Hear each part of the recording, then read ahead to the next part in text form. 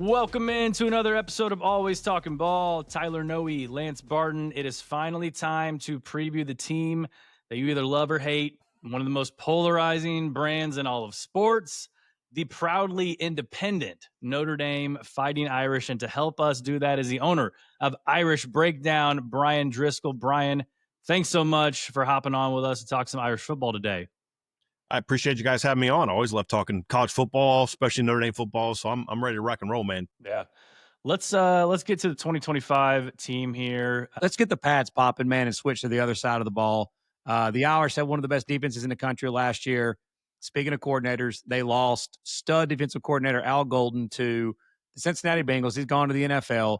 But then Marcus Freeman goes out and hires Chris Ash. And when that hire was first made, I texted Tyler immediately and said, dude, I really like this hire. He's been in the NFL for the last few years, but he's certainly not a stranger to the college game. He helped Wisconsin win back-to-back Big Ten championships as a DC under Brett Bielema. He was a DC at Ohio State under Urban Meyer. And as we know, Urban Meyer, when he was coaching, Nick Saban, when he coached, Kirby Smart, too, like they don't hire idiots to be their coordinators. And when they do, they fire them quickly. Exactly. He was there. Not with Chris Ash. Right. Chris Ash was the DC there in 2014 when the Buckeyes won the Natty. They was the DC there in 2015 when they had the second best defense in the country. He had a stint as a head coach at Rutgers. Didn't go well, but okay, like it's Rutgers. Everything's going on there. But still, that's nothing to do with him actually calling a defense and being a defensive coordinator. So I'm just curious, what are your thoughts on the hire of Chris Ash? And can we also say, you might not agree with this, Lance, because you're an Alabama fan, and I don't. You just because you saw that. Oh, yeah. I'm not saying that like you're going to be a homer, but you've watched that team more. I said, with the exception of one bad day in November against Michigan State, that 15 Ohio State team was the best team. They were so good, man. Outside of that one bad day, that team was unbelievably good. And I saw them up close and personal in the Fiesta Bowl, unfortunately, that year. So that was an unbelievably good team, except for one. Brian, when we talk about if that.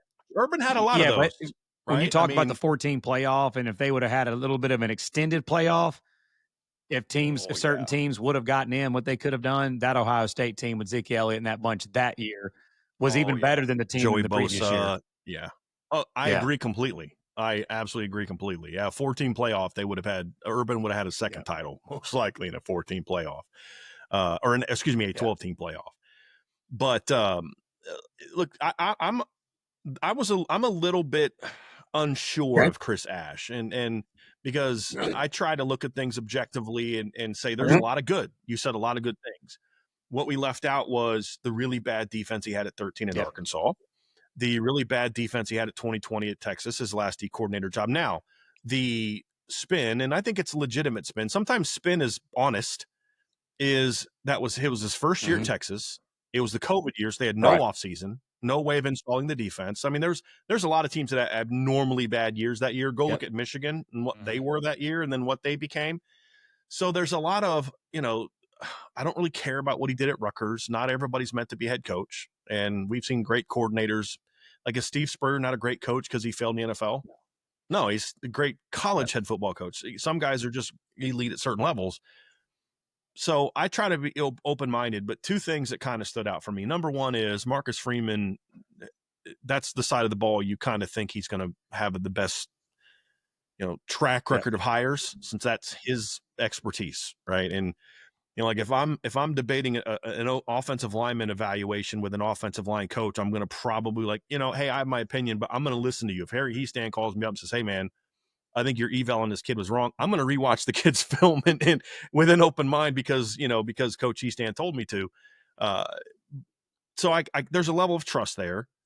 And some of the things that I had concerns with, how he interacts with players, some of the things I've heard from his time at Ohio State and Rutgers, as far as how he interacts with players, I look and say, I don't know how well that's going to fly with two things: the modern athlete, even that's changed from 5-10 years ago, but also the Notre Dame student athlete. Because this is a different type of kid. I don't mean that insulting way. They're better than everybody else. It's just different. You're getting a different type of player that I don't think you can just do the MF this, MF that, and, type of thing. So what I saw this spring, I was very kind of keeping my eye out for that. And we only got like 3-4 practices this spring. But one of the things I saw was how he interacted was very different from how I had heard about it. And then you look at the way they were teaching. I'm a big believer that you start with a foundation, you get perfect at that, then you start building stuff onto it. Al Golden was just like, hey, we're going to throw everything at you. You're going to have the whole playbook in a week, and then we'll have to figure it out. And they both work. I have my personal preference. Chris Ash is doing it kind of the way that I did it. So obviously that's going to kind of speak my language a little bit. And then just hearing some things from people inside the program that have always been honest with me and have told me when things aren't great, they back up what I'm hearing from other sources, talking to parents who of players on defense who have always been very honest with me, tell me good and tell me bad. Their kid comes home raving about how he interacts with them. So I think some of the successes and failures, plus his time in the NFL, dealing with more of a, I don't want to say Notre Dame type of athlete, but I mean, the reality is Notre Dame athletes are kind of more like, have to be more like professional athletes because of all the rigors and demands on them that are unique to other places. They have to be more organized and disciplined and things like that because they have to go to class. They have to take real majors. They have to do certain things. And that's why you have so many Notre Dame players graduating in 3 years with sometimes 2 degrees. And it's just a different type of deal where I think he's adapted to that and altered a little bit, and it's been very well received. Now, let's see how it goes when we get into the fall and we're a little bit closer to when the things matter a little bit more. Yeah. But so far, so good. But at the end of the day, guys, how will he design a game plan? How will he call games against modern offenses? That I don't know. That's the big unknown, and that's the thing that gives me a little bit of pause, just because I know what Al Golden's going to do, good and bad. You knew what to expect. How much is Chris Ash going to alter how they play coverage-wise? Is he going to still do a lot of man? Is he going to bring in more zone? I know they're going to play more zone than last year, but how much more zone? Are you going to completely go away from what has worked so that you can do what you like, or are you going to alter and adjust to fit the personnel you have? Those are all unknowns, and they can tell me till they're blue in the face, this is what we're going to do.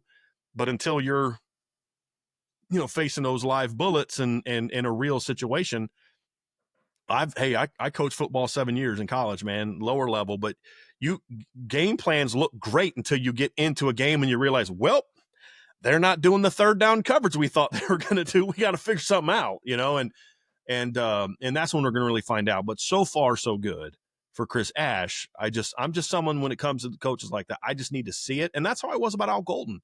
Like, that guy hadn't been a coordinator, if you really think about it, since 2005 at UVA. He'd been a head coach, but he wasn't a coordinator at Temple. He wasn't a coordinator at Miami. He wasn't a coordinator in the NFL.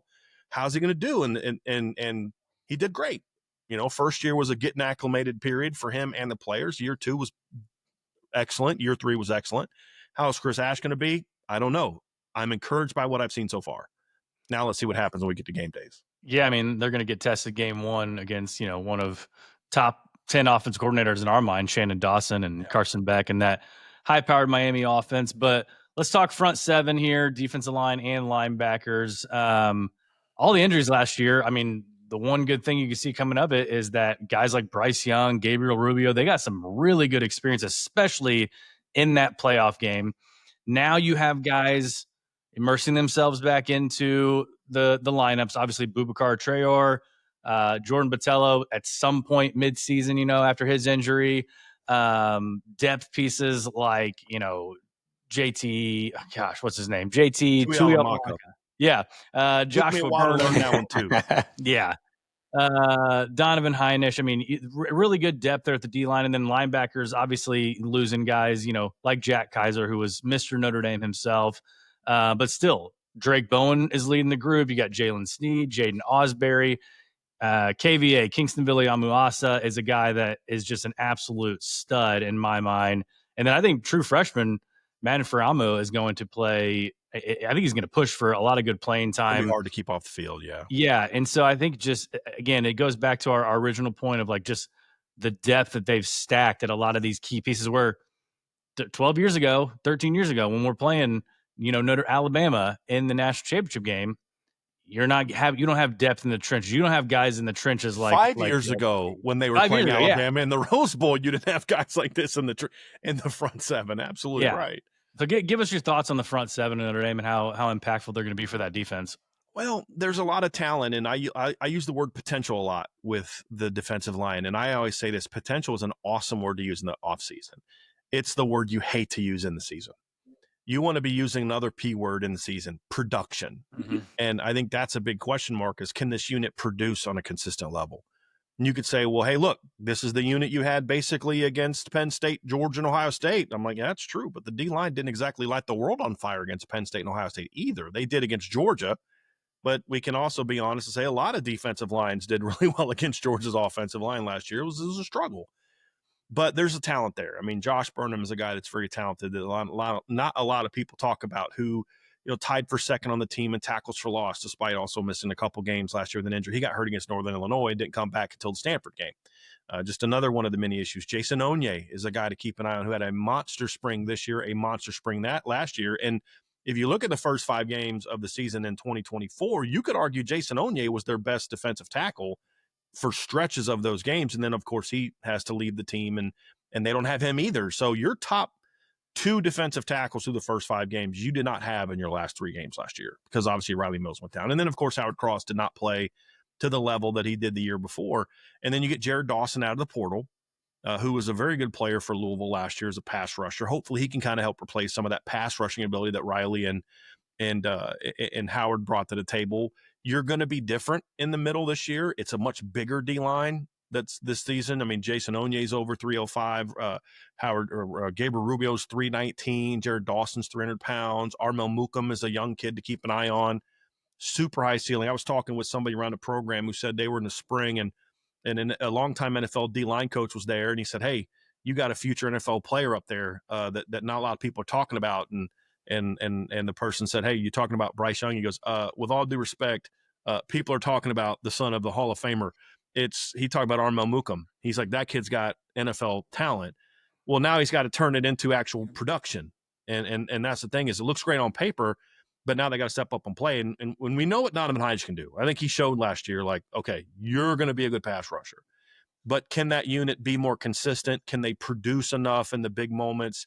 Can Boubacar stay healthy? He was banged up a lot in high school as well. Part of the reason he didn't have a rankings jump as a senior is because he was banged up a lot of his senior year. Can he stay healthy?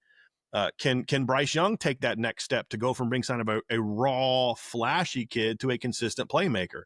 That's a question. Can Logan Thomas is another guy I tell you to keep an eye on, who was a kid that ran I think he ran like a 10.5 in high school as a defensive end. And he was on the field on that last play against Georgia. They trusted him enough as a 205-pound true freshman to put him on the field on 4th down against Georgia last year. He's an elite athlete. And so there's a lot of talent there. It's just, can they put it together and play to that potential? And I think that's going to determine how good the defense is going to be. Linebacker room is one of the 3 or 4 best in the country. I don't care what anybody says.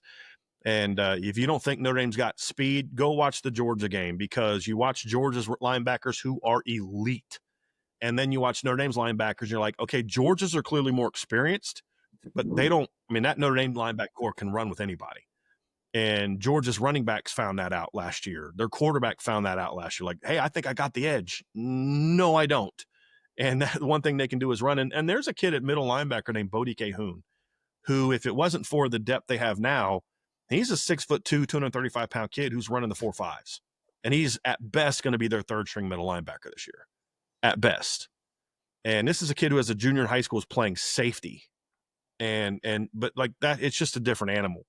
Secondary is going to be elite again. The question is, in football, at the end of the day, why did Ohio State beat Notre Dame? Did they have better athletes? In some places, yes. In some places, no.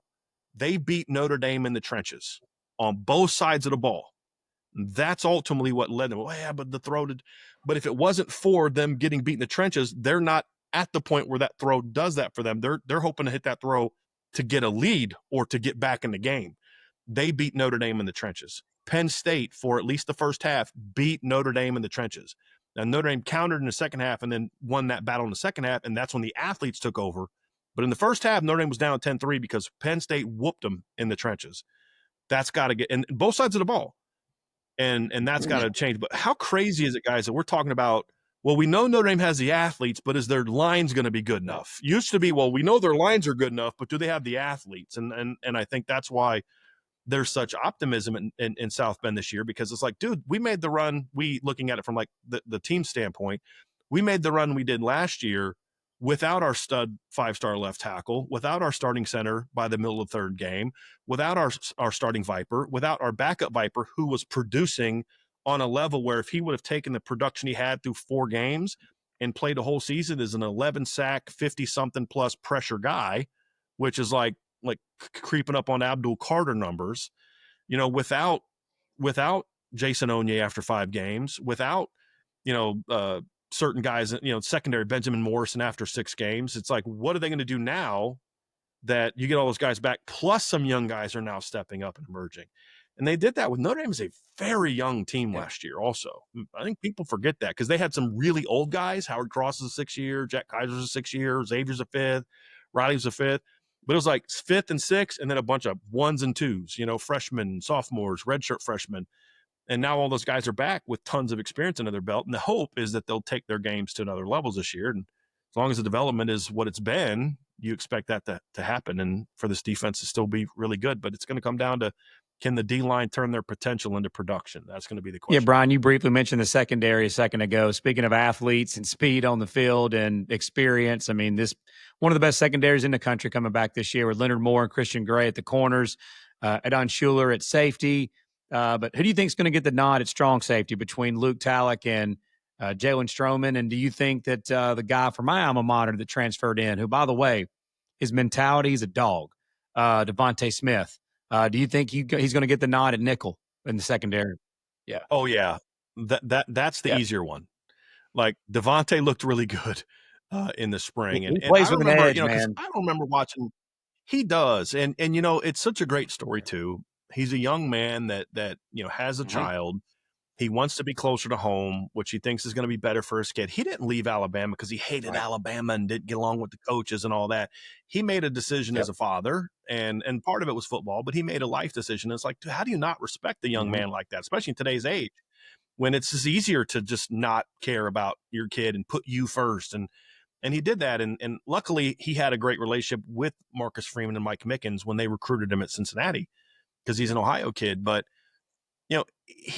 I remember watching the Georgia game, and first play of the game, Georgia goes right at him. Boom, beats him on a slant route for 15 yards. And then they kept trying to go at him, and you're like, you guys may want to stop doing that because it's not going real well. You got him once, and he was excellent after that. Just breaking down his film, because I remember seeing him in high school, and I liked him in high school, but I didn't love him. I didn't know that he was – when Bama got him, I was like, well, that's an interesting pickup because that guy's film doesn't really blow me away. And he didn't do a whole lot for his first couple of years, but when you look at him kind of getting into that nickel spot, he just looks so comfortable there. And it's just like he was built to play the nickel. And he looked that way in the spring, just natural, smooth, really easy change of direction. He's physical when he needs to be. He can cover.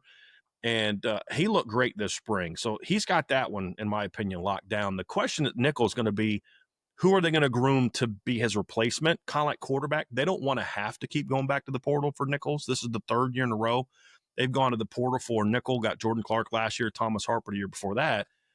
So that's more of the question, is who's going to be after him. So who's going to be the depth guy they like to rotate, things like that. Strong safety, or it's not really strong. It's the boundary. It's the field safety position. And it's obviously Luke Talich is in the conversation, Jalen Stroman. There's a redshirt freshman named Bronte Johnson from Fort Wayne, who's an absolute dude, great athlete. He had a great spring. They got a true freshman named Jadon Blair from North Carolina that's 6'5", over 210 pounds. He was getting first-team reps in the spring as well.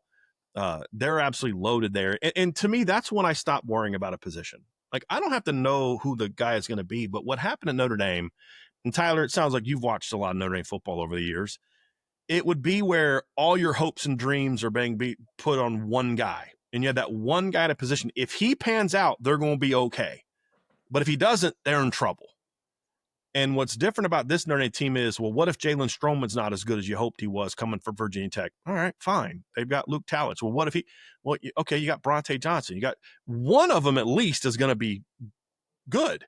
Whereas in the past, it was like you had that one guy, he better stay healthy and he better pan out. Otherwise, you're in trouble. I mean, just as recently as 2022 and 2023, they had Lorenzo Styles and Jaden Thomas. Like, if he pans out a receiver, they're going to be okay. But if he doesn't, you're in trouble. And that's what makes me just say, I don't know who's going to start. Mike Mickens likes to play a rotation. They're going to play at least 2 or 3 of those guys. And over time, you expect them to produce. Because why do I think that? Because that's the track record of Mike Mickens. It's like when you watch Alabama under Nick Saban, you don't really care who starts in the secondary because you just know in order to start in Nick Saban's secondary, you got to be pretty good, right? I mean, that's just the reality of it. And that's kind of what it's got to at Notre Dame. Well, you lose Cam Hart and you replace him with Christian Gray. You lose Benjamin Morrison and you replace him with Leonard Moore. That's just kind of what Notre Dame has done under Mike Mickens. You lose Kyle Hamilton the next year. Hello world. Here's Xavier Watts. I mean, that's just kind of what it's been like under Mike Mickens. And when you've established that track record, you just kind of don't worry about it as much, especially when there's depth of talent, because that's so key in college football. It always has been, but especially now when you've got to win 15, 16 games, win a title. If you don't have depth of talent, not just depth, because everybody's got a 3 deep, but how good is your 3 deep? And that's what's changed with Notre Dame is they can have that depth of talent and say, I don't really care who starts, because if you're going to start, it means you had to be pretty good. Same thing at quarterback. Yeah, you're not hanging on your hopes and dreams on CJ Carr the way you were Tyler Buckner and then Phil Dracovic before him, because it's not like, well, if they don't pan out, you're going to Drew Pine. It's like, if he doesn't pan out or gets hurt, okay, you got to turn to Kenny Minchie. Oh boy, that stinks. How are you ever going to survive with a big-armed, athletic quarterback going into third year? What was Notre Dame? So that's what's different about Marcus Freeman's tenure than what we've seen really since Lou Holtz was here. You are correct. I have watched a lot of Notre Dame football, and as long as the secondary doesn't pull a Gary Gray against Roy Roundtree in Michigan back in the day and not turn around and look for the ball every pass, then I think they'll be just fine. I thought it was Jeremy Gallon. Yeah, I think they'll be I was there fine for that game. That was one of the, I'll say this, as a Notre Dame fan, it sucked, but it was one of the coolest experiences I've ever seen, because when they started that drive, I mean, Michigan fans are already kind of leaving because there's less than a minute left. They're backed up. They ran that wheel route, and it was dead silent except for like the couple thousand Notre Dame fans up in the upper deck. About halfway through the ball in the air, the crowd realizes Jeremy Gallon's wide open. And you hear this slow crescendo of noise, and the minute it hits his hand, that place went absolutely bonkers. And as a college football fan, it sucked as a Notre Dame fan, but it was a pretty cool experience as a football fan to just see a place, 100,000 people like in unison, and then just erupt. But that was a tough one. But here's the thing, though, Tyler. Who were they going to put in if Gary Gray didn't work out? Exactly. That's my point. That's right? The difference now. Is like, okay, now it's like, okay, he's not playing well, put in this guy or that guy. If you're, I guess you're going to have to put in Dallas Golden, who's a stud freshman in there, I guess. I guess you're going to have to put on Indiana's Mr. Football, Mark Zachary, in there. Woe is Notre Dame. I think that's what's different. But to your point, you've got to hope that they avoid those things. And I'll ask you, are you more confident that happens now after what we've seen the last couple of years from Notre Dame? I mean, I obviously, as someone who talks about it every day, I see it, but you also talk a lot about non-Notre Dame stuff. You tell me, are you more confident that those things are going to work out based on what we've seen? Absolutely. I can't believe we've gone this far in the show without bringing up, the previous coach's name and how, just the recruiting track record has improved so much since Marcus Freeman has been there. And obviously, he goes down to LSU and you can get any player you want down at LSU, right? I mean, that's easy. Lance is laughing because he knows I'm talking about my favorite guy. So yeah, I mean, it's noticeable, and to anybody, it's continually funny because it was there all along. You just needed to figure out a way to tap into, and I can see the look on your face right now. You needed someone to tap into and actually want to recruit these types of players to Notre Dame. And it seemed like BK never wanted to do that. I caught a lot of heat and venom and anger from Notre Dame fans for years for my takes on Brian Kelly, because I'm not hey, I'm going to tell you you're pretty when you're not, and I'm not going to tell you you're good at your job when you're giving me mediocre production. I'm just not. I want to be able to lay my head on the pillow at night and know that I was honest with people. I may be wrong, but I'm going to be wrong giving you my honest opinion. And when he left the way he did and Notre Dame fans kind of turned on him, it worked out great for me because my business exploded. Do you know why? Because that's when everybody else started saying the same things I had been saying for years and got hate for. And they're like, well, maybe he was right all along. Now, some people are still mad at me because it's like they can't put 2 and 2 together. Like, I grew to hate him, but even though he's right, I still hate him. But it is what it is. But it was so frustrating. I'll tell you a story. I was talking to a Notre Dame coach who's no longer at Notre Dame, and they were recruiting a receiver named Jalen McMillan. I know you guys have heard of him. Yeah. Pretty good wide receiver. And he was leading towards Notre Dame early, and then Washington was just putting on the charm. He ends up committing to Washington. Well, a couple Notre Dame coaches were still going after him, and they were on the verge of flipping him. They really felt they could flip him, and they just kept going to Coach Kelly. Hey, we really need your help with getting us over the finish line. And he said, okay, I'll call him. I mean, we just never would. Eventually, this coach goes in there. He's like, Coach, man, I'm on the verge of getting this kid to flip. I need you to help me get over the finish line. He goes, listen, I'm not going to deal with this because I shouldn't have to beg a kid to come to Notre Dame. And you're like, are you flipping serious? It's not about begging. It's about, I don't know, doing your job. Building And it's like when he did the yes, and when he was doing his national search for new offensive coordinator, I told him, I was like, he's not gonna. Do you know the other 2 coaches that wanted that job? Do you know who they were when he hired Tommy Rees? Joe Moorhead and Todd Monken. Because Todd Monken had coached with him at Grand Valley State. And he was interested in the job. He was looking about getting back into college football. Kelly's like, nah, we're going to hire Tommy Rees. And I like Tommy Rees. I think Tommy Rees is a wicked smart guy. And he's been proven to be so since Nick Saban hired him and he got hired in the NFL. Like, Tommy's a really smart guy. But with all due respect, back then, Todd Monken would have been the better hire. Joe Moore would have been the better hire at the time. But he was gonna take the easy route, the person he could control. And it was just that way all the time. He'd always talk about, well, we can't get those kind of guys. Well, how do you know? You didn't try to get that kind of guy. And then you go out and hire guys like Brian Van Gorder and Dale Alexander, who can't coach, can't recruit. And then you wonder why you're not getting kids. And it just was so frustrating in the whole shopping down a different aisle. And he had spent, I was like, if you'd have spent as much time actually trying to do this as you do trying to convince people that you can't do this at Notre Dame, then maybe you might have won more games. And the thing I've always said is Charlie Weiss proved this at Notre Dame.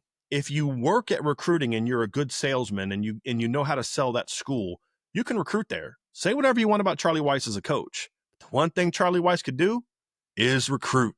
Mm-hmm. And people forget the 2012 team was 80-something% Charlie Weiss's recruits.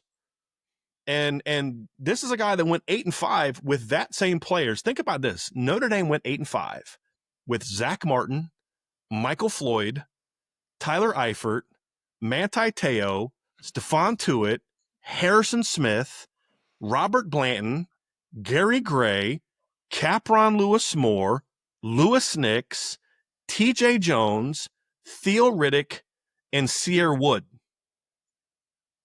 And Matthias Farley, who started for the Colts, couldn't even get on the field for Notre Dame as a starter in multiple years. And you went 8-5 with that team. But I'm supposed to believe that a roster that had over 20 kids that played in the NFL that were actually playing on the team, not on the roster, like a freshman who never played and eventually became a stud. I'm talking about played in the rotation that year, over 20. Jonas Gray, who had a 200-yard rushing game for the Patriots, was not even a starting running back on that team. And I'm supposed to believe that that was an 8-5 team, talent-wise? Or maybe that was an 8-5 coaching staff. And that's what was so frustrating is watching those teams that like that 2015 team and the talent they had on that team. Yeah. And you're just like, how is this team always losing big games? Yeah. And it was so maddening. And then like when I was finally officially done with Kelly, I was kind of always done with him. But when he started talking about, well, we didn't lose to Clemson as bad as Alabama did, I was like, I'm freaking done with you. Like when you're at Notre Dame, dude, when that's your claim where you're trying to pump up your program as well, we didn't lose as bad.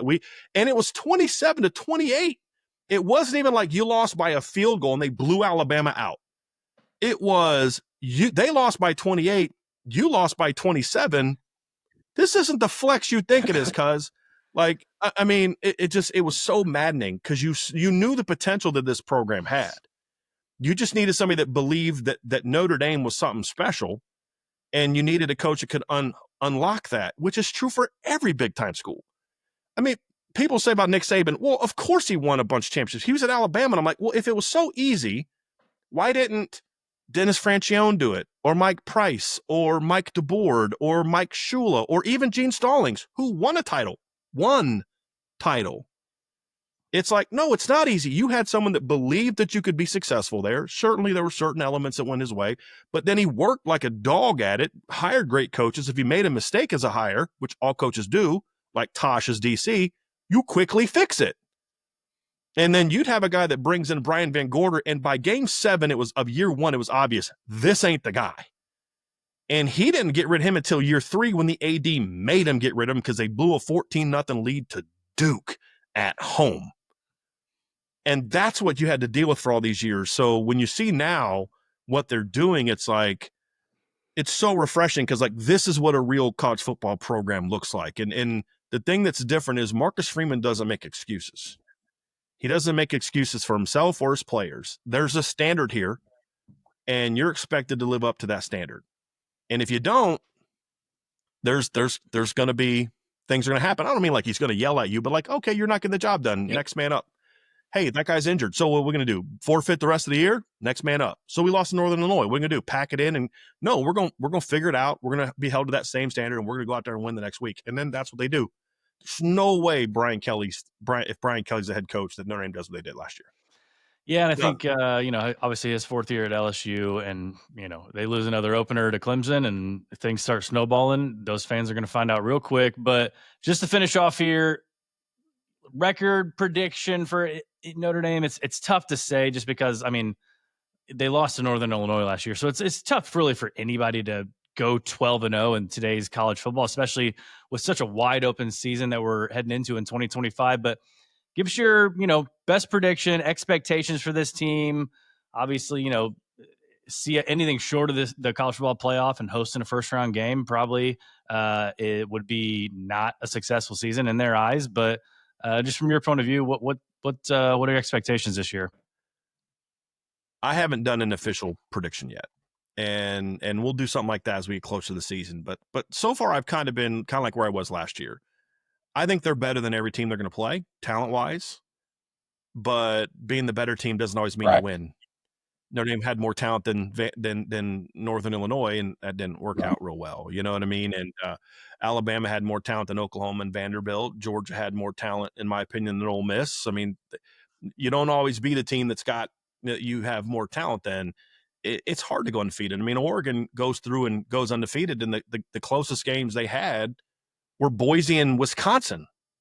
Were the 2 most competitive regular season games they had. It's hard to go undefeated, especially in today's era when you have so much roster turnover. So I kind of say, I haven't made my official one. Record-wise, 11-1 is kind of where you should be. Is you're going to have a game where you stub your toe.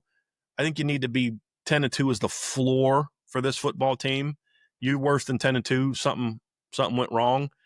And you've got to be back in the college football playoffs, and I think you got to win at least one game for me to say they're moving the needle.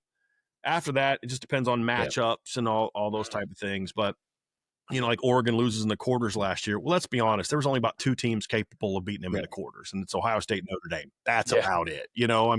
Maybe Texas. The draw can have a big impact on when you get knocked out. So. I look at it and say, you've got to at least get back to the quarters, but you want to tell me you're moving the needle forward? It's semis again, minimum semis. I don't think it's like if you don't get back to the title game every year, you're a failure. I'm not one of those guys. It's like, are you showing me that this program is still moving forward? That's what I want to see. And of course, the standard Notre Dame is a championship, but there's a difference between like not reaching the ultimate standard and saying, okay, but did you get the most out of this football team? Those are 2 different conversations to have. And that's what you need to do at the end of the year. Like, hey, they're still moving forward. What you can't do is what we saw past, which is after 2012, they go 9-4. Yep. Mm-hmm. And then after 2018, they go 11-2. And it was one of the ugliest 11-2 seasons you'll ever see. They played 3 ranked teams. They beat one of them. That was Navy. They got beat by Georgia and got slaughtered by Michigan, and then didn't play another ranked team the rest of the year and beat Iowa State in a bowl game. Who cares?